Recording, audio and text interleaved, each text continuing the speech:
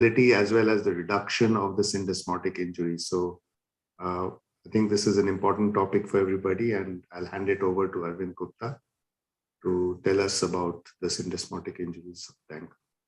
Over to you, Arvind. Thank you, sir. Thank you for the opportunity. This syndesmotic injury, earlier the incidence was lesser, but nowadays the incidence is growing higher. At the same time, it's a very controversial topic in terms of the diagnosis, management, both surgical and non-surgical, and also in surgical, which method is the best one. So I'll start with the anatomy.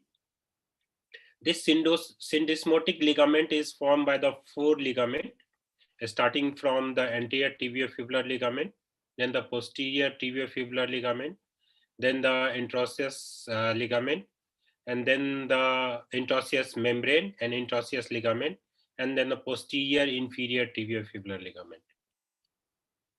So function of this syndesmosis is basically maintenance of the congruency in between the tibia and the talus, particularly during the axial load.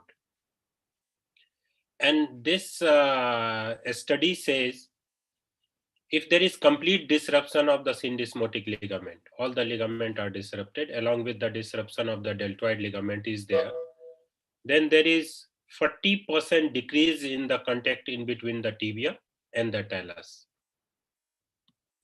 So once this contact area decreases, so the contact pressure will be increased in between tibia and the talus, and that leads to the symptom to the patient. And the most of the time this syndesmotic injury happens when the foot is pronated and the externally rotated, or when any player land with the pronated foot, and many a times also associated with malleolar fracture. There is a lot of associated injury along with this syndesmotic injury. It started from the osteochondral defect, peroneal tendon injury, fracture to the fibula, base of fifth metatarsal, calcaneum, talus, and of course the deltoid ligament also. Diagnosis basically start with the history, followed by the physical examination and the clinical sign. In the physical examination, the first is the cotton test, usually in which we hold the distal part of the leg with one hand and another hand translate the talus toward the fibula. So any translation of more than 3 to 4 millimeter is taken as the positive test, but sensitivity is only 25% and the specificity regarding this test is not written. The next is the excuse test, in which you excuse the calf starting from the proximal to the distal. In this, as this tenderness will be felt by the patient, and the tenderness is as proximal it is, the severe the injury is. Next is the fibula translation test, in which the fibula is held with one hand and they stabilize the foot, and then you translate the fibula in sagittal plane, anterior and the posterior direction. The next is the dorsiflexion external rotation test, which is the high sensitivity, 71% and 63% the specificity, in which the distal part is held with one hand, another hand is completely dorsiflex the ankle and then do the external rotation and look for the translation of the fibula. This the mechanism here, you have lost all the ligament in between tibia and fibula, from the interosseous membrane to interosseous ligament to anterior tibiofibular ligament, and also deltoid ligament is there. And when you do the external rotation in fully dorsiflex ankle, we will have the translation of talus along with the fibula. So this test will be positive. So there will be increased space between tibia and fibula, as well as the medial clear space will be increased. But the literature from very beginning, 2004 to 2017, says these tests are not very reliable. So Smans in 2015 in British Journal of Sports Medicine says, if you combine some history and the clinical examination, then the sensitivity and specificity will be high. like pain out of proportion to the injury, very sensitive. At the same time, inability to do the single leg hop test, again, it's also very sensitive test. And the skews test and the dorsiflexion external rotation stress test is very specific test. So all these, if get combined, then the diagnosis become easier. So four thing has to be combined for making diagnosis of syndesmotic injury. And also we should always think in 3 dimension, because the ligament in both in the coronal plane and the sagittal plane. So we should also think about the coronal plane instability, rotational instability, and sagittal instability, and think in point of multi-ligament injury around the ankle. Diagnosis, when there is associated fracture, so diagnosis many a time very clear, can see very easily the increased space between tibia and fibula, this much of spaces. So this is clear cut case of syndesmotic injury. But when there is only ligamentous involvement is there, then making diagnosis become difficult. In that case, you have to look for the clear space in between the distal part of the tibia and fibula, 1 centimeter above the tibial plafond, and also the medial joint space also.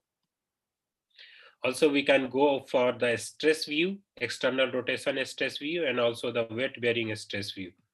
Like in this case, this is the simple, this test can be done in OT also. So this is the simple plain AP view of the ankle joint.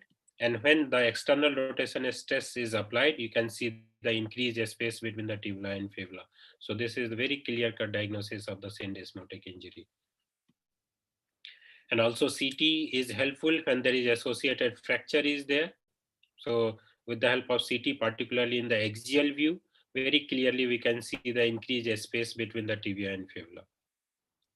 The next is the MRI, which is very sensitive and very specific test, particularly when there is isolated ligamentous injury of the syndesmosis is there. And ultrasound also very sensitive test, can easily detect the injury to the syndesmotic ligament.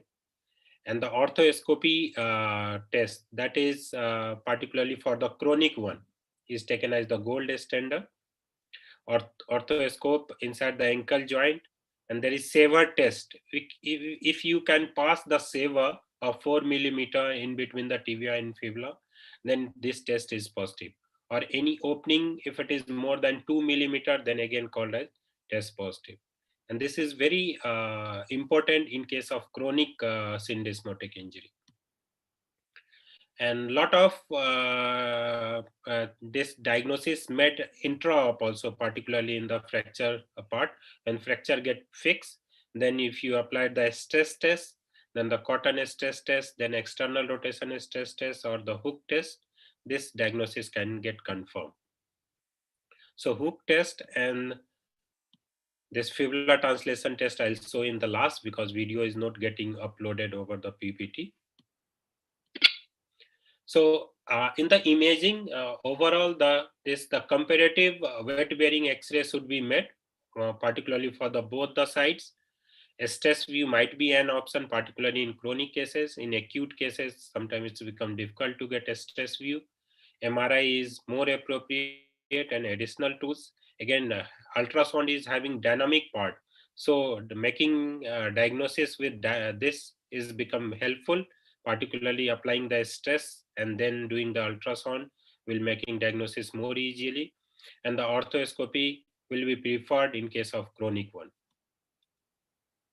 So about the once a diagnosis made, the treatment should be selected. Whether it's depend upon the whether it's acute, if less than 6 weeks of injury time, if subacute in between 6 weeks to 6 months, or chronic if it is more than 6 months. So in acute injury of less than 6 weeks, it's maybe stable or maybe unstable. If there is involvement of only anterior inferior tibiofibular ligament or interosseous ligament along with that, then it's usually taken as the stable part. In the ring, only one part or two part is involved. And usually this get treated with the cast. If anterior inferior tibiofibular along with the posterior part or deltoid part is get involved, then it's called as unstable tear. and usually this get treated surgically. So in the technique, surgical technique, the most of the time the drilling part start from fibula to tibia. We all know at the angle of 30 degree. But before starting this drilling part, we should reduce the syndesmosis to its normal side. So this paper in 2012 says, if your reduction clamp, usually over the fibula, this is over the peroneal tubercle, but on the tibial side, it should not be overlap. It should be the pointed one. Then only you can make this syndesmosis reduction in an accurate way. Like here we can see, if you apply the pin of the clamp over anteriorly or posteriorly, you can translate the fibula anteriorly or posteriorly. So this placing the pin of the clamp over the tibia is very important. So in 2017, they have did research and found that this is should not be overlap on the AP view, and in the lateral view, it should not be the posterior one. It should be the anterior one, and in anterior, it should be the anterior 1/3. It should not be in the posterior 2/3. So position of this tine in the anterior 1/3 will lead to the least mild reduction of the syndesmosis. At the same time, if you use the contralateral view and you can reproduce the space according to the normal side, then this will be much more accurate, both in the AP view as well as in the lateral view. In the lateral view, the posterior margin of the tibia and the posterior margin of the fibula should be taken into the consideration. Also, the literature says the reduction should be done under direct visualization, that is the open reduction only. The lot of literature gets supported that the open reduction having least chances of mild reduction of this syndesmosis. Many a time there will be avulsion from either from the tibia part, that is called as Stillok's shepherd, that can be fixed under CIAM also, under orthoscopy also. And also there is avulsion from the fibular end also, that is called as the vagus staff fragment. Again, this can be fixed with the screw or suture anchor. So about the ligamentous injury, how should I fix it? Fixation can be done by the static method, that is the screw, or by the dynamic method, that is the tightrope or suture button. So about the screw size, whether it is 3.5, 4.5, there is no any difference at all. Only advantage with 4.5 screw is that the resistance to shear stress is better. Whether it's stainless steel or titanium, there is no difference. 1 screw or 2 screw, there is no difference.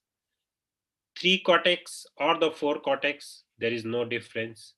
Whether it's transsyndesmotic or suprasyndesmotic, anything in between 2 to 5 centimeter, there is no difference in between that.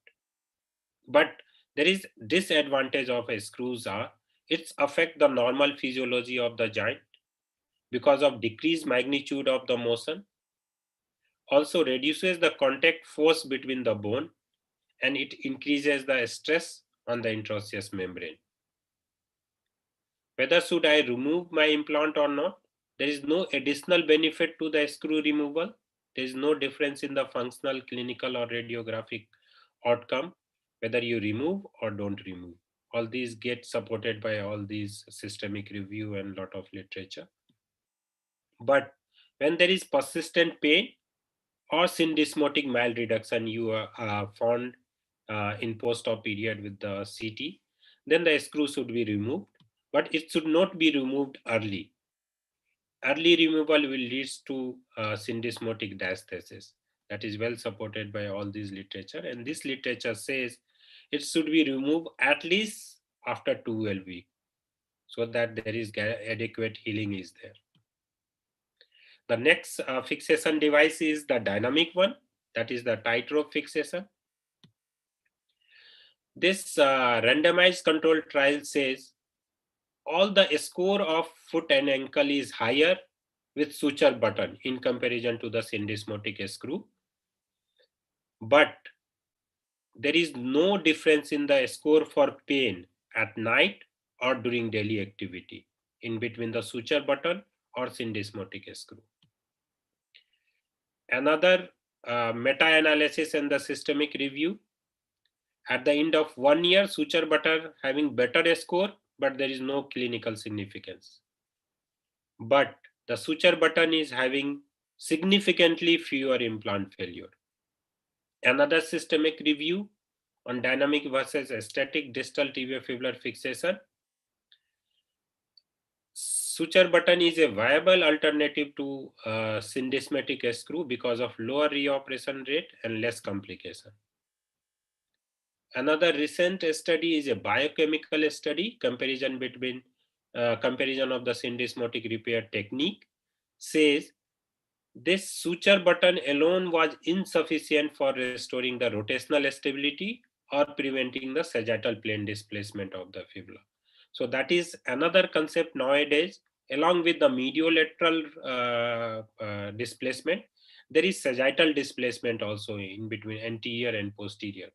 So suture button independently is insufficient income if you see according to the anterior posterior or rotational stability. Is there any chances of malreduction with the screw or suture button? The most common malreduction is the overcompression. That is because of overcompression with the clamp and also the external rotation of the fibula. And if there is posterior malleolus fracture is there, even it is 10% area of the posterior malleolus, the chances of this malreduction will be higher.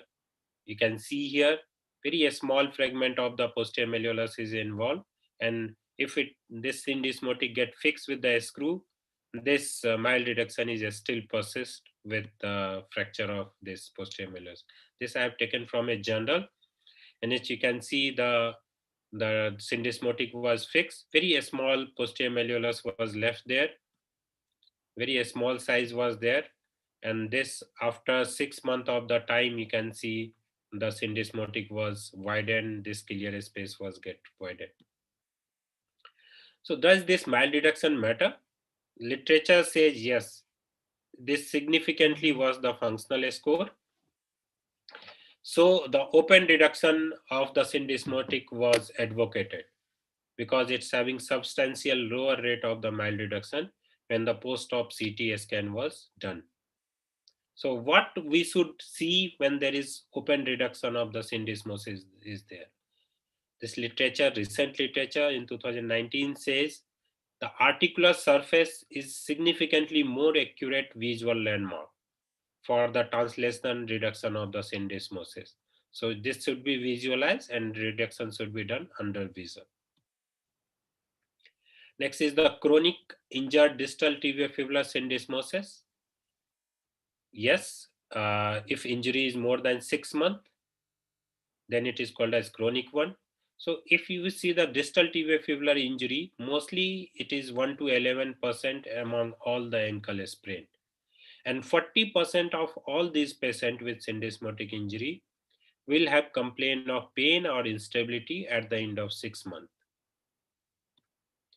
So about the chronic syndesmotic injury, the surgical treatment method or huge list are there, starting from debridement, orthodesis, screw fixation, suture button repair, or graft reconstruction.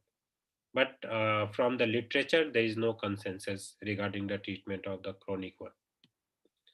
Like this young male in August 2018 presented to us with fracture dislocation along with the severe syndesmotic injury. Get fixed with plating of the fibula with one screw, 3 cortices fixation with good reduction, and initially external fixator was applied, and then patient was kept in the cast, and cast was removed. This is almost after the 1 year. You can see there is increased clear space is there, syndesmosis was widened, and patient is having pain when he used to walk. So we did the orthodesis of the distal tibiofibular joint, where you can see the good amount of overlap is there with a reduced medial ciliary space toward the normal side. And this was sent today by the patient on WhatsApp only. We can see the amount of orthodesis is there, overlap is there, the medial ciliary space is normal, and patient is walking without any pain. He don't have any pain. I ask about the running condition. He says he'll meet me after some time. This is almost 6 months of this after surgery. So he is doing all his normal work nowadays, but he is not running or any sports activity. So in the conclusion, injury to the tibiofibular syndesmosis are more frequent than previously thought, and their treatment is very essential for the stability of the ankle motis. Diagnosis often require history, physical examination, radiograph, particularly the wet bearing or a stress view, and MRI also. Acute stable injury mostly treated conservatively with the help of cast. Unstable injury usually treated by surgically with either syndesmotic screw fixation or dynamic button fixation or direct repair of the ligament, particularly if there is avulsion is there. Subacute injury may require the ligament reconstruction, and the chronic lesion are best treated by the syndesmotic fusion. However, knowledge about the syndesmotic injury is still limited, as recommendation for the surgical treatment are only based upon the level 4 or level 5 evidence. Thank you. Thanks, Arvind. That was excellent. A couple of things. One was, I think nowadays in the West, a lot of emphasis is being placed on CT assessment of the reduction of the syndesmosis. So either they have intraoperative CT or they get a CT post-op to assess the reduction of the syndesmosis, because in spite of all our sort of tests, etc., it's sometimes difficult to get that. There's a fairly high incidence of malreduction of the syndesmosis. So what's your take on that? Yeah, you are absolutely right. At many centers, they used to do immediately next day after surgery. And if they find it is mild reduced, they used to revise it. Yeah. And a lot of literature also support the revision of this syndesmotic treatment also, in case of if there is mild reduction is there. The second is, I remember that patient we did the arthrodesis on, syndesmotic fusion on. Yes.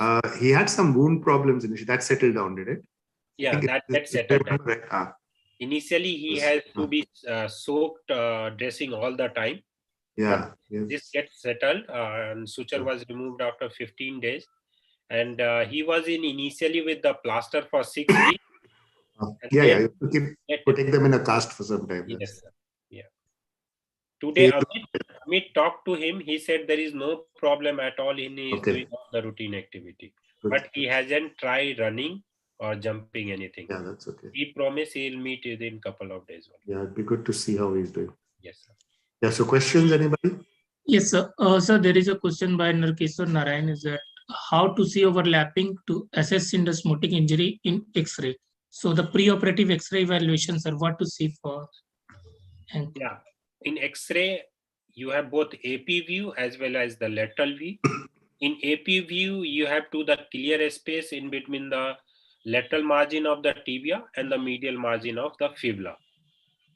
And that it should be usually 5 millimeter or less than that. If it is more than that, then it is called as the syndesmotic injury. That is the true AP. At the same time, on the mortis view also, you should look for the overlap of the tibia and fibula also. At the same time, in AP view, you also look for the medial ciliary space, because if talus is shifted laterally, then your space will get increased. That is another sign that there is injury to the syndesmotic ligament is there. I think it's important in the ankle, for ankle injuries, that you don't just get an AP, but you also get a AP mortis view, which is in 15 degrees of internal rotation. You should do both and also comparative views of the opposite side too. Otherwise, you'll miss out subtle injuries in the ankle. Yeah. So contralateral side X-ray is very important. We all used to see the X-ray by John sir. He always asked for the bilateral thing, both for the many time ankle, elbow, and knee. Nowadays, all the literature about this syndesmotic injury said you always get contralateral X-ray. It's pre-op also and at the time of surgery also. So that because one study by US, they did this clear space measurement and it's very huge variable in that.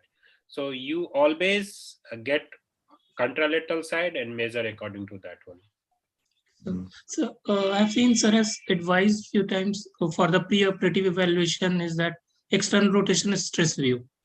So that one for no, so that is basically for if you have a lateral malleolus fracture which seems relatively undisplaced, you do a gravitational stress view.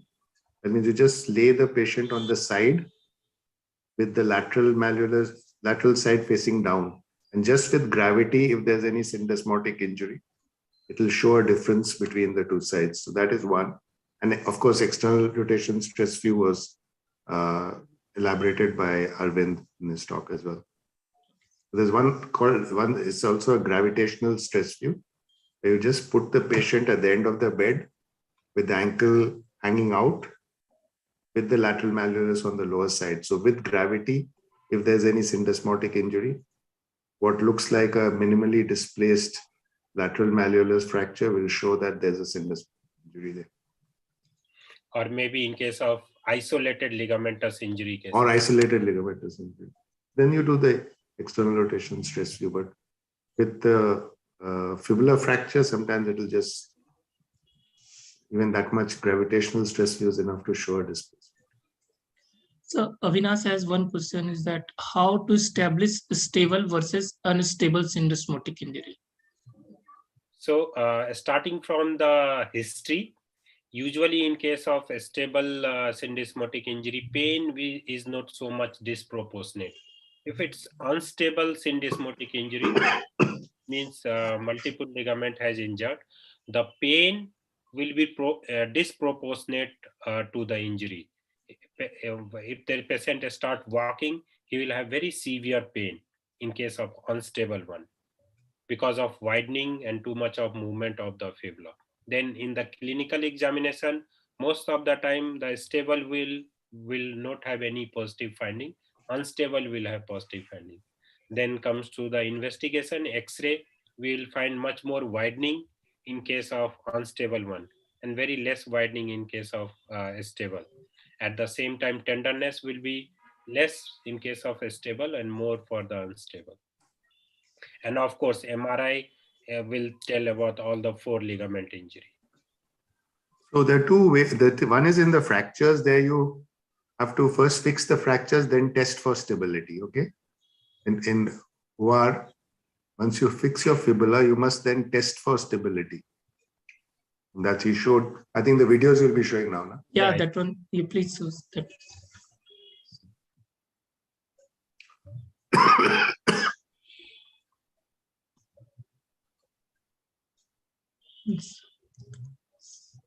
So, yeah.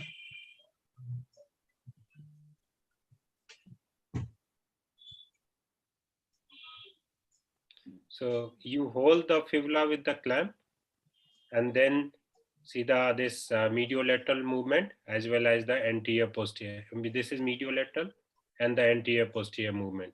If this much of movement is there, this is the torn syndesmotic ligament. Then another one, that is the hook test. You take the help of the hook and do the medial, the lateral separation of this. So again, so this, if there is increased movement of the fibula, then this is test is positive. That is the hook test or this translation test. So you mentioned open assessment of the reduction of the syndesmotic. injury. Yes. So which level do you do that at? And if the anterior fibers seem intact, do you actually dissect it out to see it, or you just look above it? So it says if there is injury to the anterior fiber, then go look the cartilaginous portion of the joint, both tibia and the fibula, at the level of syndesmosis, usually around 2 centimeter above the joint line. Yeah. If it is torn, then look for that, completely separate the tissue, look for that, and then do the compression of the syndesmosis and then fix it. Yeah. And what if it looks intact? What do you do then? So I have no idea, sir, because it could be behind, the injury could be posterior also. Yeah, posterior one many a time, particularly if there is fracture of the even a smaller chip fracture of the posterior malleolus. Yeah. So my question is related to that one. You have shown one photograph in which there is posterior malleolus fracture, which was actually not fixed, and syndesmotic screw was inserted. Yeah. So in that case, sir, if we can fix the posterior malleolus, and then after that, it may be not necessary to put the screw like. Yeah. So literature says if you have fracture around the ankle joint, like fibula fracture, posterior malleolus fracture, and all these, if you fix the fracture in congruent way, anatomically reduced way, so chances of fixing the syndesmosis is very less. That is 30-year paper, 30-year follow-up cases of that. I have went through that paper, and that paper says the fixing the syndesmosis chances is very less if you anatomically reduce the fracture. And at the same time, a lot of papers says if there is posterior malleolus fracture, even if surface area is 10%, initially it was told that 30% is matter. If even it's less than 10%, at the site of attachment of the ligament, that is, if it is part of the syndesmotic one, always anatomically fix, because those who don't get fixed, the chances of malreduction of the syndesmosis was much more higher in their study. Yeah, it's always a question. And if you fix it, where should you fix it, from the back? I think that's probably the best policy. Certainly, if there's any subluxation of the joint initially, you need to do something for the posterior malleolar fracture. So Avinash has asked about your protocol for conservative treatment Of syndesmotic injury, sir. pure syndesmotic injury. Yes. So a 6 week with the cast, then active or passive range of motion of the ankle further 6 weeks, partial weight bearing, complete weight bearing usually after 3 months only, because the syndesmotic ligament take much more higher time for the healing in comparison to another ligament. So full weight bearing usually literature says anything in between 2 to 3 months after that one. And that is a diagnosis ideally confirmed by MRI, huh? Yes. So you can't see anything radiologically. And you see, if you can see something radiologically, that means there's a displacement, then you should be fixing it. And you shouldn't be treating it conservative. So if there's a widening of the syndesmosis, then I don't think conservative treatment is a good idea there. It's for those which you can only get an MRI diagnosis on. There's no clinical or radiological X-ray evidence that there's widening of the syndesmosis, but they have pain and you see on MRI that there is a syndesmotic injury. I think their conservative treatment has a role. So that is the stable one, a stable syndesmotic injury. It's already displaced, it's unstable. So another question is post-operative follow-up in that one. If it is treated surgically, then what is your protocol post-operative? Again, 6 week non-weight bearing. Then after that, it's weight bearing. 6 week most of the time with cast. and then start weight bearing. So Dr. Sumit has one question, is that should we remove implant like screws before weight bearing, as it can lead to implant breakage? So implant breakage most of the time happen if you leave particular screw one. So if you leave the screw as it is, this will broke with the time. And if you have to remove, there is only 2-3 condition is there. One first most important is the mild reduction is there. That should be revised immediately. If you don't revise, then it should be removed after most of the time 3 months only, not before 12 weeks. Again, if there is persistent pain is there, then implant should be removed. Yeah, I think what you need to do is explain to the patient that once you start walking, those screws are likely to break. And it just breakage per se is not an indication for removal. If they have some symptoms related to it, then you might remove it. Otherwise, we have a lot of patients walking with broken syndesmotic screws. Sir, so when it is it has broken, then that means it is a dynamic stability, right? If it is syndesmotic, Well, it is already. Yeah, it means it's no longer holding, the screws aren't holding the syndesmosis. But it's, if he doesn't have pain, that means he's stabilized himself. If he's having pain, that means there's still some trouble there that you need to deal with. So you have mentioned by the time it breaks, it has served its purpose, okay? Yeah. And very often they don't break also. That's the other thing. We see lots which don't break, and it may be related to some subtle instability when they break. So any preference of that number of screw, number of cortices? So he just explained there really is no evidence to suggest one is better than the other. So don't use for 3.5 or 4 millimeter cancellous screws. They are much likely to break early because the core diameter is less. And in between titanium and that is steel, there is also no choice. Okay. You use whatever implant you're using. So if you're using titanium plates, you use titanium screws. Through the plate? Usually you would put your screw through the plate now, because your plate is going to be there. If there's a fracture, if there's no fracture, okay, it's a different situation. And so you have mentioned about that suture anchor can be used for the bag stuff fracture. So what all option we have for bag stuff and talus fractures for fixation? So it's depend upon the size of the fragment.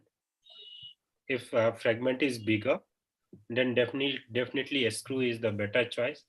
If size is very small, then you can use the suture anchor for direct repair.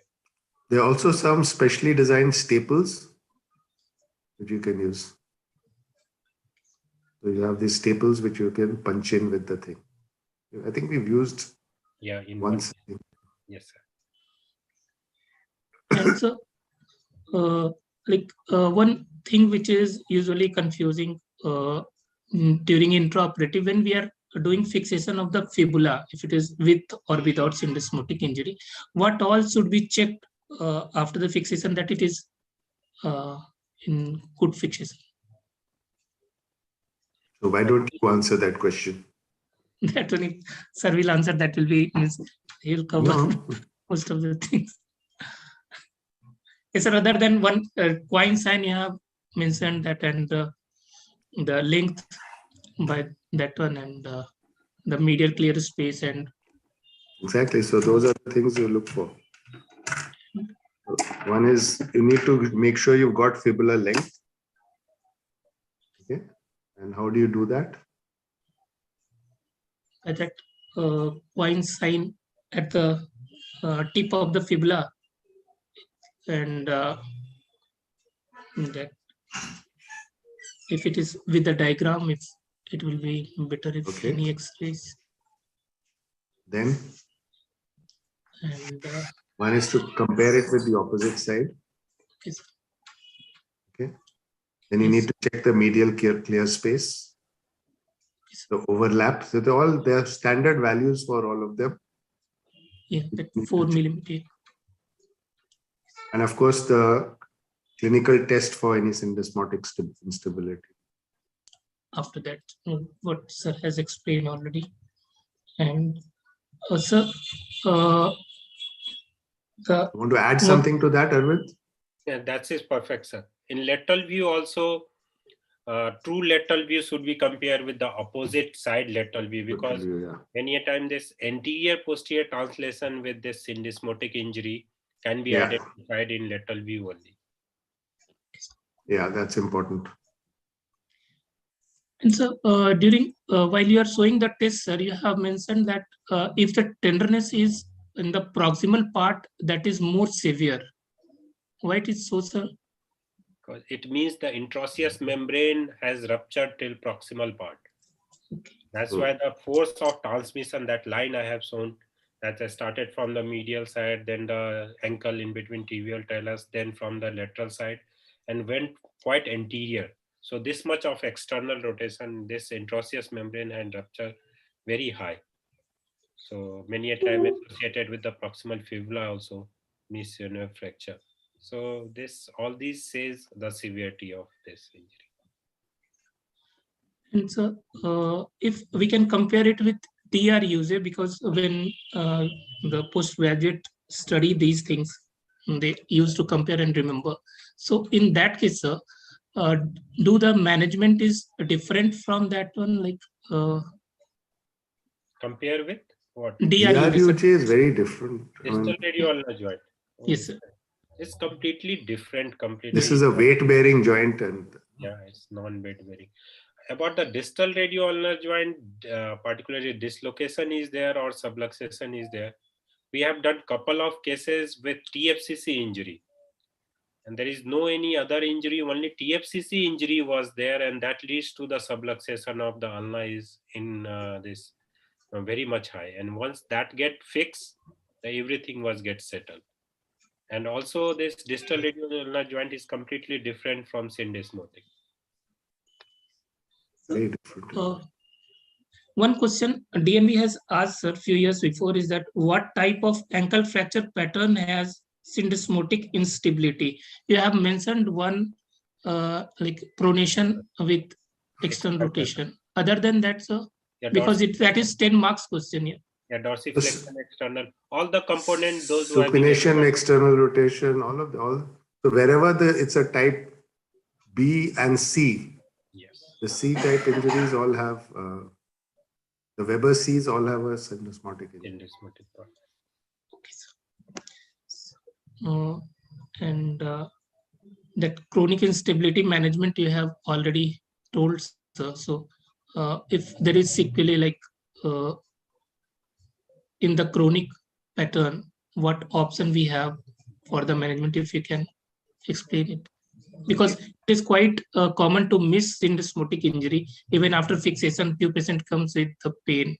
Yeah, persistent. So there is very few literature regarding that. On one literature says look for any arthritis.